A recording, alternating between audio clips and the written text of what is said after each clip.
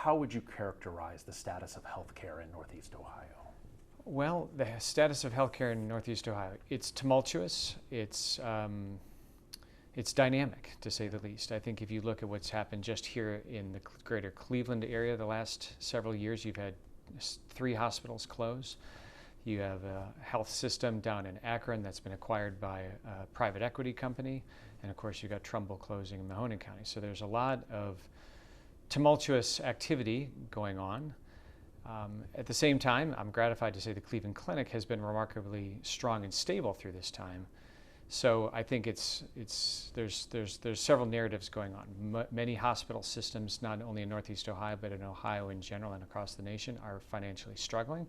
And so I think the question is really, what are we going to see 5 years from now in the healthcare landscape? Would it be surprising to you to hear that in our research, 21 hospitals in the state of Ohio have closed in the last 15 years? Not at all. In fact, that sounds low to me. As I mentioned, I can name 3 in the Cuyahoga County, Trumbull, of course, Doctors Hospital in Massillon, Lakewood. If you're going back 15 years, Lakewood Hospital closed during that time. So that doesn't surprise me at all. Why do you say that seems low? Well, only because, like I said, here in Northeast Ohio, Sure. I can come up with 6 off the top of my head. And if you go back a little farther, that's Huron. So that's just 6 or 7 in the last 15 Right. years, just in this part of Ohio. Is it I'm sure there's a number of reasons. Well, I think there's a number of reasons, but I think if you look at the general economics of hospitals and health systems, we see expenses, healthcare expenses, rise faster than household inflation. Technology, pharmaceuticals, et cetera. Layered on top of that are the workforce challenges that have led to fairly significant labor inflation. And on the revenue side, about 70%, give or take, depending on the hospital, of our patients come with government payers, principally Medicare and Medicaid. And those are critical resources for our patients and for our healthcare system. But that revenue, that reimbursement has also not kept up with inflation. So healthcare is getting squeezed on both ends.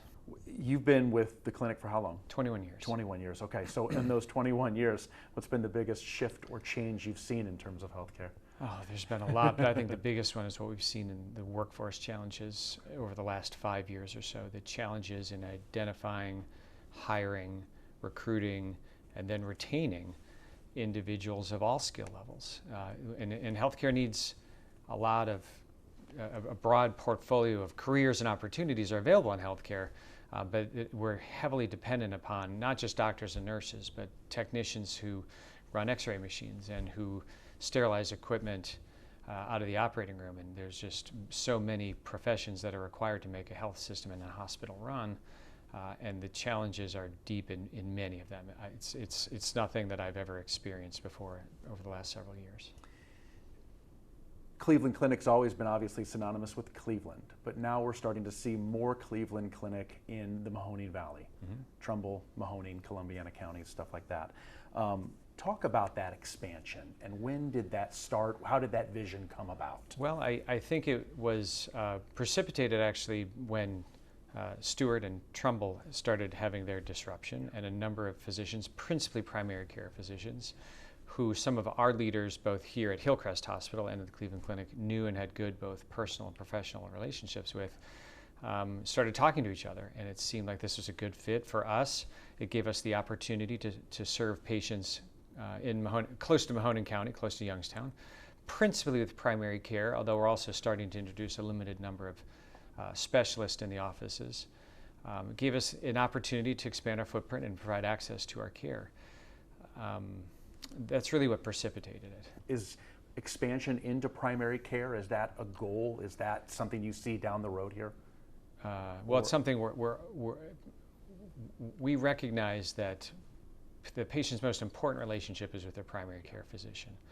And so for us to grow, and we do want to grow, carefully and judiciously, but we do want to grow, one of the best ways to do that is to introduce primary care physicians into the community, because there's not enough of them, and the demand is remarkable. Do you foresee more services or more facilities down our way in Mahoning I don't County? think we don't have any imminent plans at this time. I think we're always interested to talk to prospective partners in many geographies, but certainly including the greater Youngstown area. As hospitals close, what is the vision of the Cleveland Clinic in terms of trying to fill that gap or find more services for needs? Well, let me answer the second part of your question. Our vision is quite simply to be the best place in the world in healthcare to receive care, and the best place for us on the caregiver side to provide that care. When it comes to looking around about how we grow, whether it's through new facilities or whether it's through acquisitions, I think a number of calculations come into play. One of them is where are there populations that we're not serving, and how can we improve access to those communities? We're always going to need level 1, level 2 trauma centers, hospitals. Yeah. But is there a future where so there's so much outpatient now? Yeah. In terms of how things are done. How do you see the future of healthcare?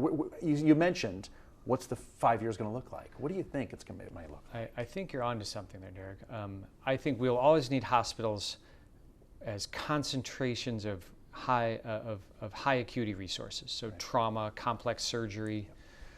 But at the same time, technology and capabilities and innovation are pushing the limits of both what we can do in the hospital and outside the hospital. There are so many procedures and surgeries today that you go home the same day or maybe the next day that 25 years ago, when I was a resident or first started my career, were done not only in the hospital but with weeks of hospitalization and rehab. So technology will continue to push procedures to be less and less invasive and more outpatient or short stay. And on the medical side, on the monitoring side, and we see this with programs like Hospital at Home, which is not yet big in Northeast Ohio, but Cleveland Clinic, Florida has a fairly extensive program where actually you receive hospital level care in your own home. So I think it's a combination. I think we're going to continue to have hospitals that meet higher and higher acuity needs as we're able to do more, and at the same time we're able to put the technologies and capabilities will allow us to provide more care outside the hospital at the same time. From everything, I mean, we've got a new Mercy Health is going to build a new emergency room in Trumbull County, which will help. But I guess the question here is, people think losing a hospital is devastating, and I don't know that that's necessarily the full story. I don't think it is the full story. I think it is devastating in several ways. It's devastating sometimes to the identity of a community. Mm-hmm. I think it's devastating, or can be devastating economically, because these are facilities that run 24/7 and employ a huge number of people of all skill levels. And so as a site of employment and frankly as a tax base for the community, they're important. And depending on the circumstances, it also is an access point for care. So this is the real crisis with rural hospitals. When a rural hospital closes, there might not be another site to receive care for 50, 100, depending on what community you're talking about, or several hundred miles. Right.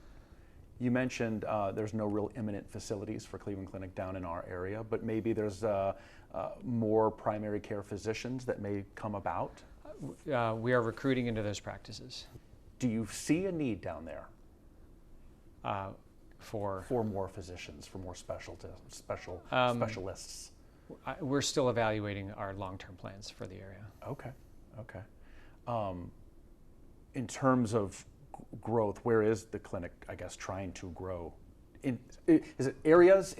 How does it Well, happen? I defer the big strategic questions, Dr. Mahal. Sure. I can lay you're out. Submarket, I guess. I'm Submarket, so yeah. I can lay out. I can offer this framework. We have an Ohio market, which we're all familiar with, which is the bulk of our operations. Okay. The hospitals in Northeast Ohio and the facilities in Northeast Ohio and all the caregivers.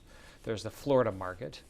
We of course have programs, smaller niche programs in Las Vegas and Canada, and that's a stepping stone to the international facilities and programs we have, principally in London and Abu Dhabi, but we also have relationships in other countries as well.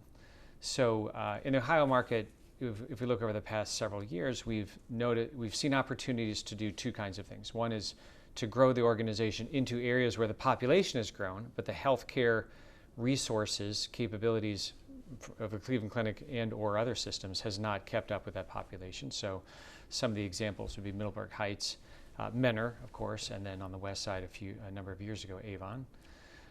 And we've also had the opportunity to expand our network through acquisitions, principally down I-77. Okay. How quickly is healthcare evolving? Very quickly. Yeah. Between the technologies and capabilities, the secular trends with workforce, and of course layered on top of this is the most important thing, which is what's happening to our patients and communities. We're all getting older. Being older, unfortunately, comes with things that happen to us, either diseases of lifestyle or just bad luck. And our capabilities to treat those are also evolving very quickly as well. So there's a lot going on, and then of course overarching is the regulatory environment that we have little to no control over, and what happens at the policy level, both state and federal. So it's a complicated equation with Right. many variables. And is one of the biggest challenges moving forward the financial aspect of it, the reimbursement? Well, that's always a challenge. I wouldn't necessarily say it's the biggest challenge. There's a lot of challenges out there, but we have to make the ends meet at the end of the day so we can continue to invest back in the organization and into the communities that we serve. Right.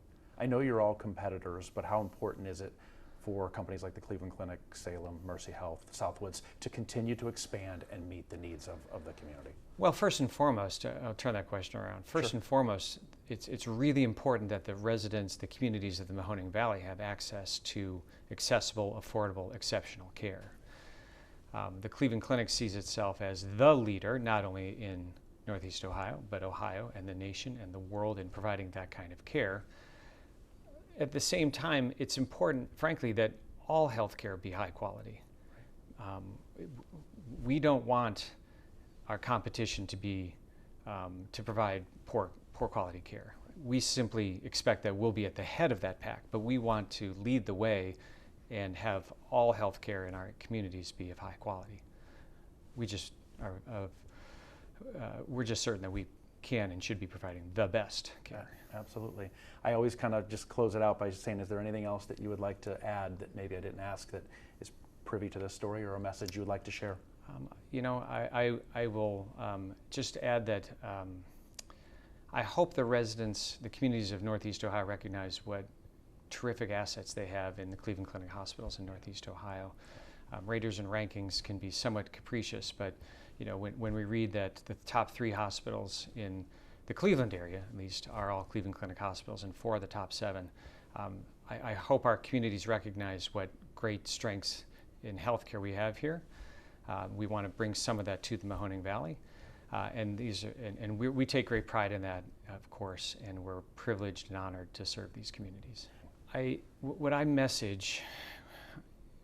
try to message is that when you see a provider, when you see a doctor, when you establish a relationship with a Cleveland Clinic practitioner, wherever that is, whether it's in Dover or Warren or Avon or frankly Abu Dhabi or London or Florida, you are not only establishing a relationship with that provider, but you're establishing a relationship with and obtaining access to the expertise of the entire Cleveland Clinic for whatever it is you're seeing the doctor for. And that to me is a very privileged position to be in as a provider and to be able to offer that kind of expertise to all of our patients.